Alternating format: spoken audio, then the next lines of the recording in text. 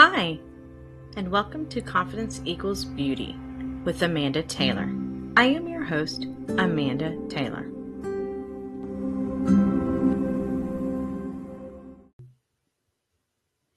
Hey, everybody. It's officially summer. We're in the deep of June, and I've definitely been a little MIA just for this month, and it's kind of been a very interesting month. So I'll kind of explain my family dynamic. My husband and I are, in our second marriage, and he brought in 3 boys to the marriage. I have a daughter, and then together we have a child. And so our children range from adult childhood or adult child, in their 20s. We have teenager, we have like kids, and then we have like transitioning out of toddler stage. And so we're all, we're a blended family. And so in the summertime, we just kind of withdraw and just really work on blending as a family. The boys are, they're my bonus sons is what I call them. They usually stay with us for the month of June. My daughter stays 2 weeks with me, 2 weeks with her father throughout the summer. And so for the month of June, it's definitely interesting, our family dynamic, because we are an evolving door of children coming and going. It's also challenging because the children, they don't get to really spend a whole lot of time together throughout the year. And so when it comes to summertime, it's definitely trying to be a family and really get to know each other and spend good quality time together. I look back at my childhood, and I kind of remember going through the same thing with my parents. I'd go to my dad's in the summertime and then, be at my mom's throughout the school year. And I remember things at my father's house were different than my mom's. And so I'm pretty sure my children feel the same way. At one parent's house, there's a set of rules, and then they come to my husband and my home, and there's probably a different set of rules. And the kids also they're just trying to figure out who they are in the dynamic. Like, I see them trying to stake their territory, whose toys are whose space is whose, and it's very interesting. One of the things that I absolutely love is that we all get to be together.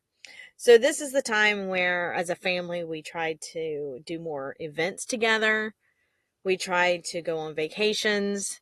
We try to just, like I said, we kind of withdraw and we just kind of bring ourselves together and just be a family as best as we can, despite being a blended family and despite all the, the challenges that come. I'm actually funny. Currently, I'm sitting in my closet because it is the quietest room in the house right now while I'm recording. So if you hear screaming or anything like that, is probably my children outside playing in the pool. I keep hearing them. They're having a blast, but it gets very loud from time to time in the house. So if you do hear them, they're okay. They really are safe. Dad/stepdad's watching them, enjoying their fun time together. So they are supervised while I am in here trying to record this podcast with you. But I just want to give a shout out to it's summer, which means relaxation and stress and being creative. It's hard to entertain your family, making sure kids are happy, having fun. You're trying to get them to either summer camps, you're trying to at least keep snacks in the house. I don't know, parents, if you're understanding this whole thing with me, but I don't think my children eat this much during a school year, but come summer, it is like they're like this empty hole of just snacks. It's all they want every hour on the hour. I mean, you name it, they're hungry. And then when I do cook or make lunch, or make a breakfast lunch or a dinner, it's like they don't want it. But then 10 minutes later, they're starving. And I'm telling y'all, I'm struggling keeping up with this whole snack order. And I'm struggling with making sure they're fed. I do want to give some tips that have kind of helped us this month, this summer. Some things that I just hope I can share with you that might help, you know, you, your day-to-day task, all that kind of stuff. And I'm going to be a little bit more specific with blended families because that's my experience right now. But I let's address the snack situation. Summer is definitely a lot more relaxed. There's not as much of a rigid schedule as far as bedtimes and, wake up times. And I think that the kids, yes, they need routine, but I think it's okay in the summertime to be a little bit more relaxed. I don't feel like we have to get up at 6 in the morning and rush through breakfast and rush to get hair done or brush our hair or put our clothes, like school clothes on, and get out the door because we have to be at school at a certain time. In the summertime, it's definitely like, wake up. We have this activity going on. We're going to get to that, that kind of thing. But with the snack situation, this is something that I have found very, very helpful. Go ahead and create snack baskets. And you fill the baskets up. And so in my situation, we do, fruit, granola bars, nuts. We'll do one sugary kind of snack. And then usually like carrots or something like that. Clearly, if your kids have allergies, don't give them the foods with allergies. But I usually pick a little variety as healthy as I can for snacks. But like I said, I think some sugar snacks are okay, just not all day, every day. But so what I found helpful is I do snack baskets where I put all the food for the day. The kids can snack one. And their name is on the basket. And I really could care less if they eat all the snacks in one setting or they eat it throughout the day. But I found this very helpful because what's in the basket is in the basket for the day. Nothing, nothing's added, nothing's taken away except for, what they eat. If they choose to eat it all in one setting, then of course they won't have snacks for the rest of the day. But I found this a very helpful tip. That way I don't have to hear, can I have a snack? Can I have a snack? Can I have a snack? Another thing we also have tried that has been very helpful is set snack times. So, you have breakfast, then you have a snack time, and then there's lunch, and then there's another snack time, then there's dinner, and then there's a snack time. And so we've tried both. Both have worked pretty decently. What's helped me personally is I'm not interrupting. I don't have to remember the snack time. We've combined this where here's the snack basket, here's your schedule of snack time, and they at let's say 2 o'clock they go to their snack basket and eat whatever snacks in there that they want. But that's what I try to do, is just keep something for them that's personal. Like I said, when we go shopping together, I let them pick out things that are healthy that they would like. But like I said, I think it's okay for them to have like one sugary snack, because I like sugar and I don't want to be deprived of it for my snacks, so I don't want to deprive my children. Another tip that I have found is that the kids need time to be able to play together, but they also need kind of downtime away from each other. And so during the day when they're all at home, this is kind of what it looks like. We wake up, it's like I said, we're a lot more relaxed in the summertime than it is, but we usually try to pick, an activity in the morning. Usually it's, we eat our breakfast, and then my kids love being outside. And so, I'll let them play when it's a little bit cooler outside in the morning times, and they enjoy doing that. And then when it gets, warmer in the day, when it's like almost 90 degrees outside, I prefer them to, remain cooler. So they'll play in the garage, or that's when we'll do an indoor activity. But I think it's very important to encourage letting them play together. We are a blended family, so my children don't get to see each other every day. So the first couple weeks when they're together, it's super exciting. And then by the end, when everyone's kind of back ready to go back to the other parent's house, that's when they're starting to kind of get on each other's nerves, which growing up with siblings, we did the same thing. There were days where we just got along really well. And then there were other days where we couldn't stand each other, and we needed our space. But so definitely encourage your children to do activities together. But I also think it's important that they have their own time and their own space. So I have a teenager who is 10 years older. Yeah, 10 years older than the next child. And him and his brother share a room.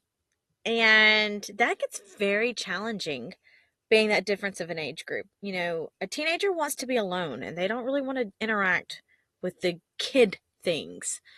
And so what we have set up is, since the boys share a room, we'll here, you stay in the room during this time and do kind of your thing in the room while the other kid is either downstairs watching TV or kind of doing something else.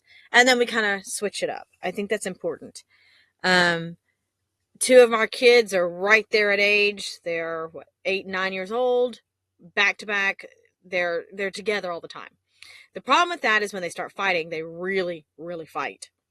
And so we'll do a thing where you go to your room, you play, you go do this. And I have them pick an activity out that it could be drawing, Legos, some type of art project. It could be, watching a TV show. It could be game time. I do not like my children being on game consoles or any type of electronic device for many hours. So we do limit that. But I do think it's really important to be like, okay, you go to your space, you go do something by yourself, you go to your space, you do something, and then we come back together. Another tip that I have found when you're blending a family together is each kid needs to know where they fit in. And I think it's so important, especially for the children who do not live with me full time. It's very important that they know that their place in the family is just as important as the children who live in my home full time. And what I mean by that is we definitely do dinner together. And I think it's important to sit together, talk about our days, talk about, just life itself. We pray, we'll eat, and just spend that time together. I think, we kind of have not really assigned seats, but I don't know if y'all do this in your family, but kind of everybody has like their chair they go to. And I feel like it's kind of neat to see where the kids sit at the table and how they arrange themselves. And it's just kind of like becomes like that's their seat. But I definitely think it's important to let each child kind of express their place in the family. We go from one kid is the oldest to she becomes the middle child to the baby is with, or she's not a baby, sorry, my 3-year-old. She's with us all the time. She doesn't go back and forth between parents' house. So then it's like, oh, all these siblings are here.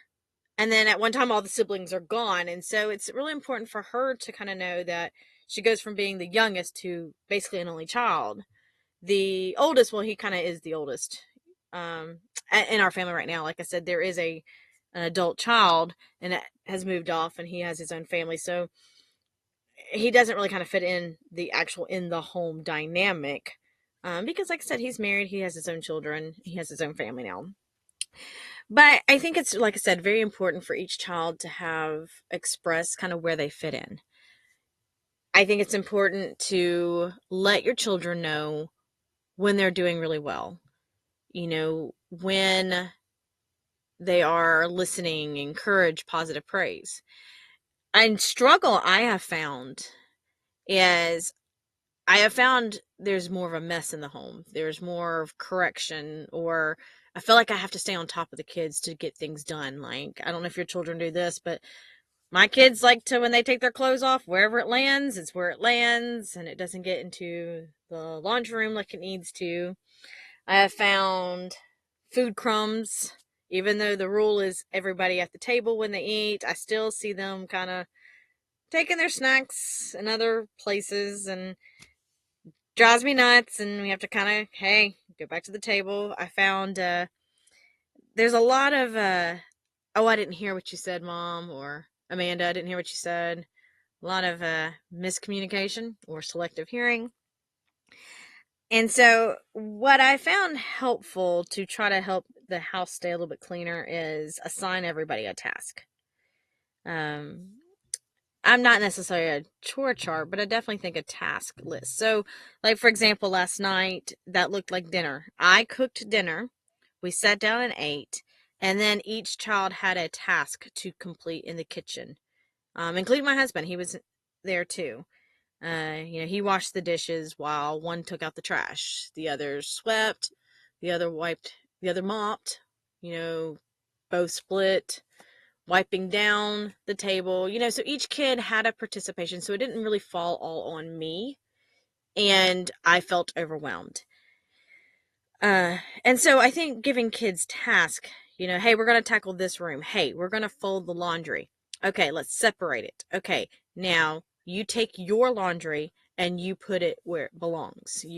Likewise, each kid's responsible for putting their laundry in their designated place. And so that kind of helps with that feeling overwhelmed, as a mom, and feeling that the house is I'm constantly picking up after kids. It's not perfect. It's still a work in progress.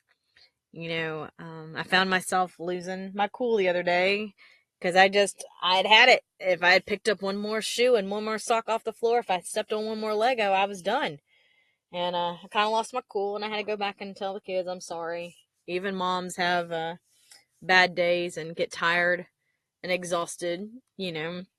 But we worked through that. But I also think that it is very important to have really good quality time. And so this may look like, turning off the electronic devices. I love my phone. I love social media. I like, you know, Googling something and researching it. And I can find myself lost on my phone or, my computer or a device, or I can binge watch Netflix if you let me. Find an episode and I'll just stay in place and I'll enjoy it. But I really feel like it's very important to turn these things off. And I think it's important to do something as a family. So that can look like going out somewhere. That could look like a walk in the park, or let the kids go play in the park. This looks like board games. My family's very competitive, so board games gets quite interesting in our home. When we decide Monopoly is our biggest one. Those kids get brutal, but it's fun. You kind of see personalities come out, you see competitiveness come out, but then you can also see how you can problem solve and work through things. I think it's important to go, like I said, and do something as a family. That way everyone gets to spend and bond with each other. I kind of feel like I'm being repetitive today, but these are just kind of my random thoughts, and that's just kind of going right now. And, I think, we go through, 9 months out of the year our kids are in school. And they're not with us, unless you homeschool. But most of the time, our kids are not with us throughout the day. And then summer hits, and then everybody's together. And I think it's really important, parents, moms, that it's okay. It is okay if the house is messy. It is okay if the kids are running up and down the stairs, or I don't know what it is about kids. It's like they can't walk quietly. It's like stomp, stomp, stomp, stomp, stomp, But I think it's okay sometimes to just kind of let them run that extra energy off and not be so uptight or worried or stressed when they are being loud. I think it's okay. I think it's also okay as parents, sometimes you may have to go hide in your closet and do something you enjoy. Like me doing my podcast in the closet to kind of keep the extra noise out. I think it's also okay to understand the kids aren't used to being with you all the time either. And so allow yourselves to just really connect and get to know each other during this time. We don't have much time with our children, and it definitely gets the days are long, but the years are short. And I'm starting to see this a lot more with the teenager. I met him when he was 9, and he's a teenager now. And it doesn't seem like, it just doesn't seem like time, like it just goes by so fast. My youngest is 3, and she's only getting older. So just allow yourselves to enjoy this summer. Enjoy each other. If you find yourself losing it, it's okay. Just go back and apologize. Stop and look around. Are some of the things that you're stressing over as a parent, is it really worth it? I also think if you can find summer camps or activities for kids to get involved in the summer so they can experience things different. We've done vacation Bible schools, and we have done firefighter camp and police academy camp. And we've done, try to do a little bit of small vacations here and there and visit extended family. I think those things are all important too. But I'm just here to just kind of say, hey, it's summer. That's kind of why I've been absent. I've been kind of absent and not as on top of the podcast. But I've also just really, like I said, I've just being a mom and being a bonus mom. I'm working on blending a family, and I'm working on having quality time with my husband and trying to survive the heat and, all the things. But just wanted to touch base with you guys, and I hope you guys are having a great summer, and I hope you continue to have a great summer. And just remember, I really do believe confidence equals beauty.